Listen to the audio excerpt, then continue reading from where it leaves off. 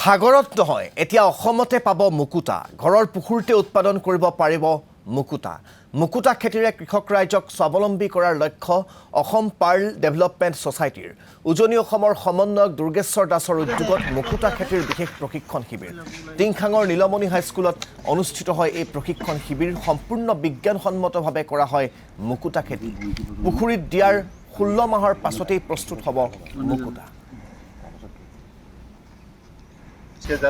অসম পাল যিখন ডেভেলপমেণ্ট সমবায় সমিতি আছিলে সেইখন আজি 2 বছৰমান আগত ৰেজিষ্ট্ৰেশ্যন কৰা হৈছিলে নগাঁৱৰ পৰা তেওঁলোকৰ হেড অফিচ নগাঁৱতেই আৰু তেতিয়া আমি আচলতে ইয়াক এটা বিপ্লৱৰ মুখলৈ নিব পাৰিম বুলি ভবা নাছিলোঁ কিন্তু নগাঁৱত বা মৰিগাঁও অঞ্চলত কৃষকসকল যেতিয়া উপকৃত হ'ল তেতিয়া আমি এই বস্তুটোক অসমৰ অন্য ডিষ্ট্ৰিক্টলৈ নিয়াৰ কথা চিন্তা কৰিলোঁ আৰু আজি তেনে এটা শুভ মুহূৰ্ত আমি আজি আপাৰ আসামৰ ডিব্ৰুগড়ত ইয়াতে মিলিলোঁ 4টা পুখুৰীত হ'ল সমন্বয় বিষয়ে কৈছে যে ইয়াতে আমি 7খন ডিষ্ট্ৰিক্ট 9খন ডিষ্ট্ৰিক্ট আমি ল'ম বুলি ভাবিছোঁ মূলতঃ এই খেতিটো কৰিবৰ কাৰণে আমাৰ খেতিয়কজনে একোৱেই কৰিব নালাগে তেওঁলোকে অপাৰেশ্যনৰ দ্বাৰা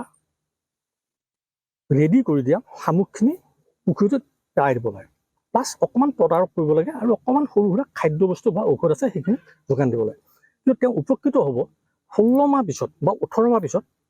তেওঁ 2 ধৰণৰ মুকুতা পাব প্ৰথমতে আমাৰ যিটো গোল মুকুতা আছে সেইটো পাব আৰু কিছুমান চিম্বলিক মুকুতা আছে য'ত আমাৰ ওম শিৱৰ মূৰ্তি বিষ্ণুৰ মূৰ্তি বা আল্লাহু আকবৰ 786 এনেকৈ বনাই থোৱা থাকে